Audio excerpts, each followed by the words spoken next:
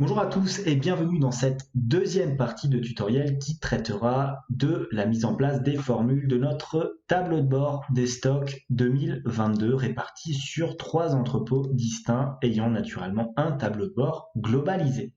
Mais tout d'abord, et comme d'habitude, si vous souhaitez aller plus loin dans les explications, je vous invite à cliquer sur les liens de formation dans la description de cette vidéo. Et si vous ne souhaitez pas rater mes vidéos sur la comptabilité, la finance et l'utilisation des outils tels qu'Excel ou Google Sheets dans le monde de l'entreprise, n'hésitez pas à vous abonner à la chaîne. De plus, pour ceux qui souhaiteraient uniquement acquérir le fichier sans passer par le tutoriel vidéo, sachez que tous les documents sont disponibles en illimité et dans leur version finalisée pour mes contributeurs Patreon, plateforme dont vous trouverez le lien en description. Alors dans cette deuxième partie de tutoriel, on va s'attaquer aux différentes formules que l'on va imbriquer dans notre fichier Excel.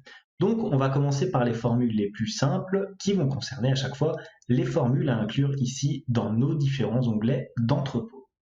Donc pour ce faire, nous allons tout d'abord regarder ici achat, prix unitaire, coût total. Naturellement dans la colonne de coût total, cela va correspondre aux quantités fois le prix unitaire de nos différents achats. Tout est en euros, on peut prendre donc cette cellule et la glisser vers le bas jusqu'à la ligne, naturellement, 200. Voilà, comme ceci. On répète naturellement l'opération plusieurs fois, hein. On peut copier voilà, la formule ici, clic droit, copier formule. Vous pouvez naturellement aussi aller dans les autres onglets et faire ça directement. Voilà, comme on a standardisé à chaque fois nos différents onglets, on peut recopier les formules sans difficulté. Voilà, coût total, clic droit, on copie la formule. Et pareil pour l'onglet numéro 3. Voilà, on appuie sur CTRL pour faire une sélection discontinue. Voilà, tout simplement, clic droit. On copie la formule. Ensuite, on revient sur notre onglet numéro 1, une fois qu'on a mis cette formule ici. Donc, les différentes colonnes de quantité de prix unitaire seront naturellement à remplir par l'utilisateur, donc on ne s'y intéresse pas. Pareil pour les ventes. Maintenant, pour les différents montants. Alors là, ça va être un petit peu différent par rapport à vous. Tout d'abord, ici, pour la quantité va être égale à quoi? Elle va être tout simplement égale à nos achats ici en quantité, moins les ventes. Donc, je vais faire ceci, moins les quantités vendues. Ce qui nous fait 0. Je propose, plutôt que d'afficher un 0 comme ceci, de mettre une petite condition du type si l'utilisateur n'a pas rempli de date ici, donc si c'est une cellule vide, alors on renverra tout simplement une cellule vide. Sinon, on fait effectivement le calcul en question. Regardez, c'est un petit peu plus propre. Si maintenant je mets ici une fonction, je me retrouve, il faut que je remplisse aussi la date, 01/01/2022. Voilà, je me retrouve bien avec ma quantité. C'est une sécurité qui permet d'afficher des éléments à l'unique condition que l'utilisateur ait bien rempli les éléments les plus importants, qui sont donc les éléments de date et de quantité. Une fois qu'on a fait ça, on ne la recopie pas tout de suite vers le bas, puisque à partir de la ligne 2, ça va changer. Le prix unitaire. Alors, le prix unitaire, on va s'en occuper maintenant. Ça va être tout simplement le coût total divisé par la quantité que vous aurez ici. Vous appuyez sur Entrée, vous voyez que vous avez une erreur, tout simplement parce que les colonnes de quantité et de coût totaux ne sont pas remplies. Par conséquent, pareil, je vous propose là aussi de mettre une petite sécurité. Si la date n'est pas remplie ici, est égale à une cellule vide, alors on renverra une cellule vide. Sinon, on fait effectivement la formule. Voilà, comme ceci. Et enfin, le coût total. À quoi va correspondre notre coût global? C'est très simple. Cela va être tout simplement est égal à, on va mettre notre sécurité, si ici B3 est égal à une cellule vide, alors on renverra une cellule vide. Sinon, point virgule, on renvoie tout simplement le montant, ici, de coût total d'achat, moins les différentes ventes éventuelles. Normalement, sur la première ligne ici, vous n'allez rien avoir dans la colonne de vente, puisque vous allez commencer votre activité. Donc, en principe, je pourrais mettre tout simplement égal à F3, mais là, comme pour faire vraiment propre, disons que voilà, on va faire comme ça. J'appuie sur Entrée. On essaye un petit peu. 01/01/2022.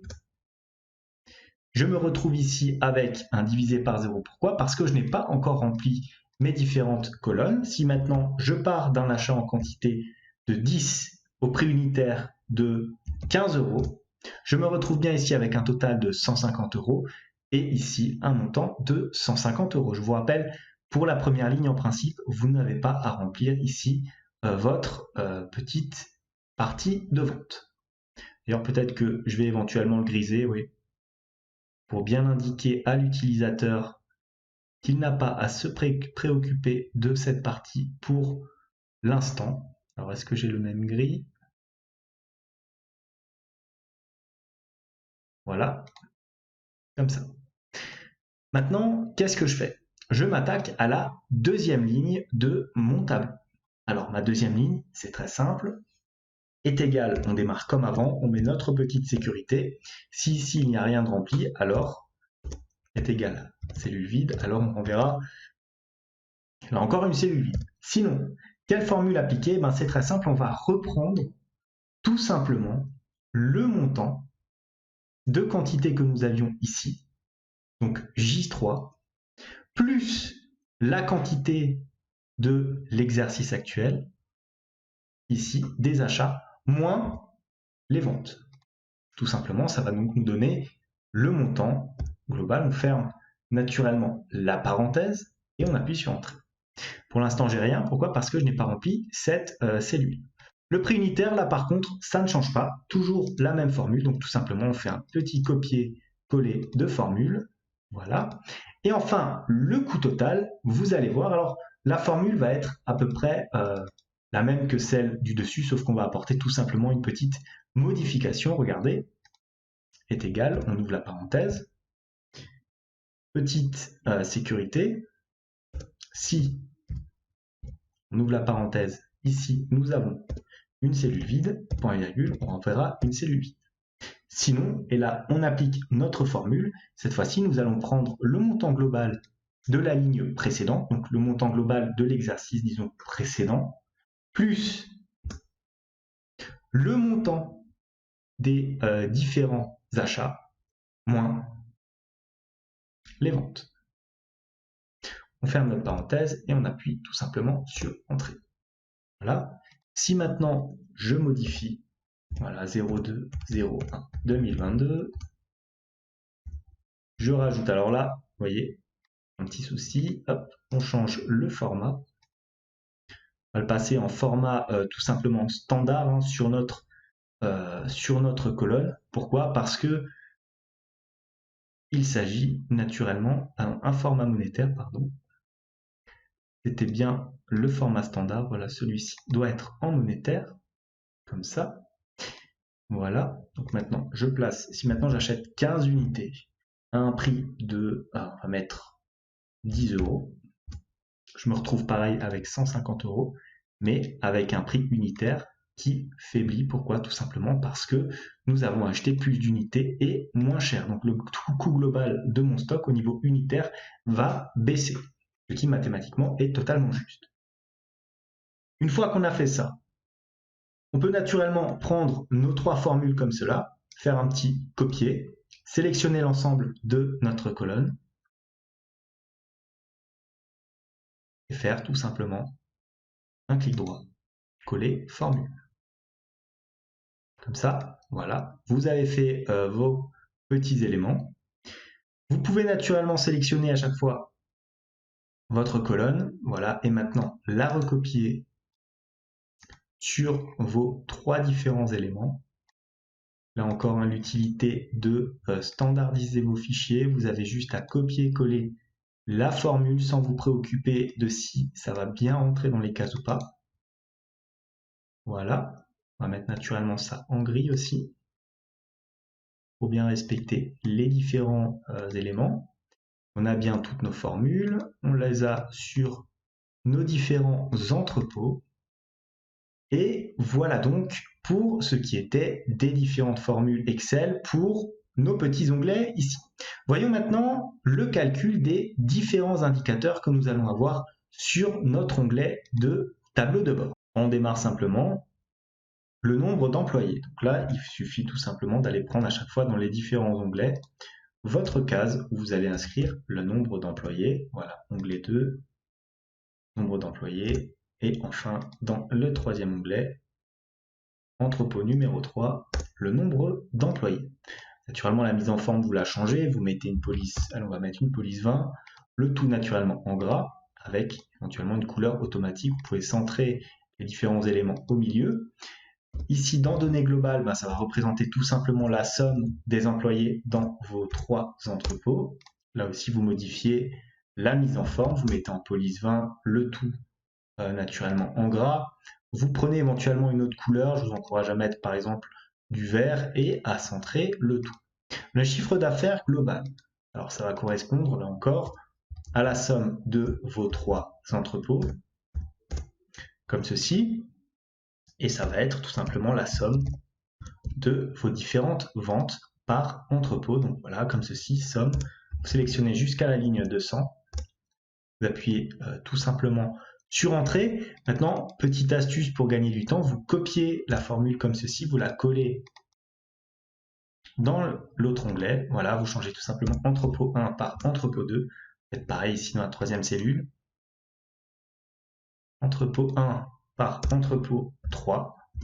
Voilà, comme vous avez standardisé vos fichiers, et de toute façon, ça va fonctionner. Votre formule va bien pouvoir se reporter sur les différents onglets. Voilà. Sélectionnez tout ça, format. Je veux bien du monétaire avec 2 décimales. Voilà. En gras, on va sélectionner ici police 20. On appuie sur Entrée. Police 20 ici. Voilà. Attendez, pourquoi est-ce qu'il n'y a pas? Voilà, comme ceci. Avec les euros. Maintenant, le nombre d'expéditions. Alors là encore, comme c'est la colonne de données principale, ça va être la somme des 3 entrepôts. Comme ça. Comment calculer à chaque fois le nombre d'expéditions? Ça va correspondre tout simplement au nombre de lignes de vente. Donc, on va utiliser la formule égale NB val. On ouvre la parenthèse. Donc, ça va nous donner le nombre de cellules non vides, c'est-à-dire le nombre de différentes expéditions que nous avons eues. Donc NBval, on ouvre la parenthèse, on va sur entrepôt 3 ici, et on peut naturellement sélectionner notre colonne comme ceci, G, jusqu'à la ligne 200. On appuie, ferme la parenthèse, on appuie sur Entrée, voilà, on arrive à 0, ce qui est normal. Alors ce que vous pouvez faire éventuellement, c'est peut-être figer les différentes matrices. Donc là, par exemple, je pourrais mettre des dollars un petit peu partout. Voilà. Une fois que j'ai fait ça, avant de faire la mise en forme, je peux peut-être déjà copier la formule. Comme tout à l'heure, vous allez la recopier sur les différents champs et changer juste ici entrepôt 3 par entrepôt 2 et ici entrepôt 3 par entrepôt 1. Voilà, des petites astuces pour gagner du temps. Vous allez prendre naturellement voilà, vos cellules, police 20 en gras. Je vais éventuellement centrer le tout. Je vais centrer aussi la ligne du dessus. Voilà. Ici, police 20, pareil. On va mettre plutôt du vert et en gras. On va centrer nos différents éléments. Et voilà. Maintenant, le revenu par expédition.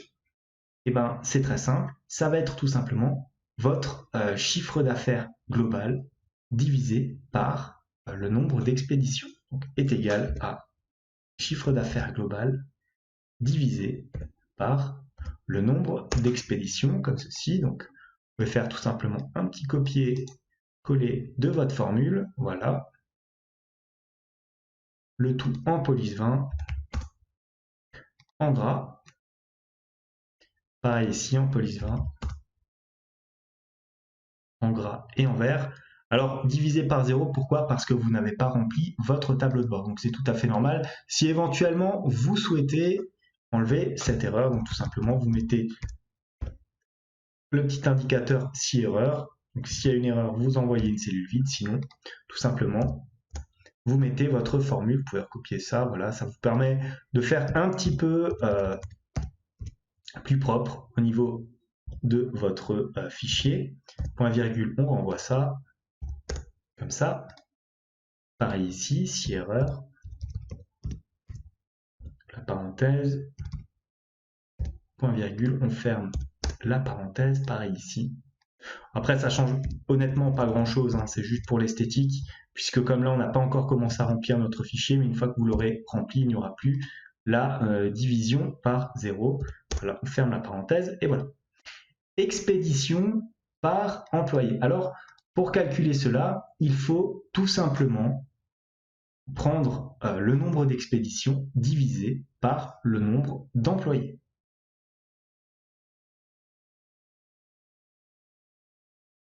Enfin, pour le revenu, plutôt le chiffre d'affaires, pardon. Donc, le chiffre d'affaires, ici, divisé tout simplement par le nombre d'expéditions. Comme ceci.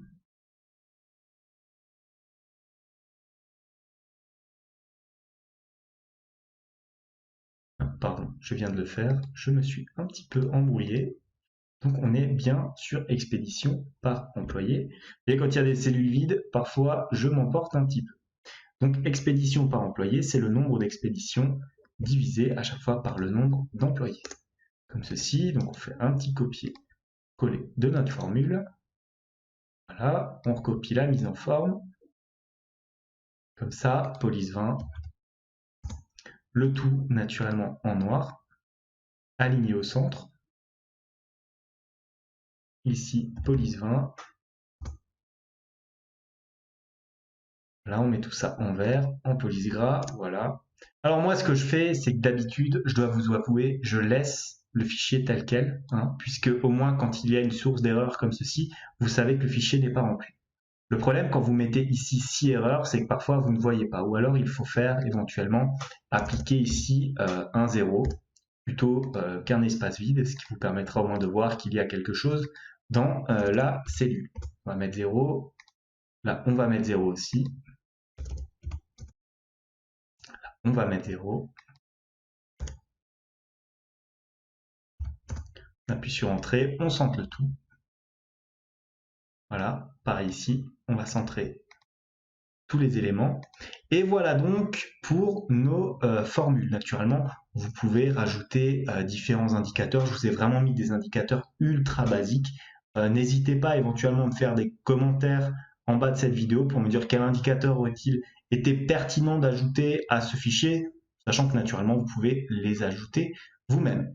Voilà tout pour cette deuxième partie qui nous a servi à poser les différentes formules de notre tableau de bord des stocks. Maintenant, je vous donne rendez-vous dans la troisième et dernière partie de ce tutoriel qui va permettre d'afficher les différents graphiques de reporting de notre tableau de bord des stocks.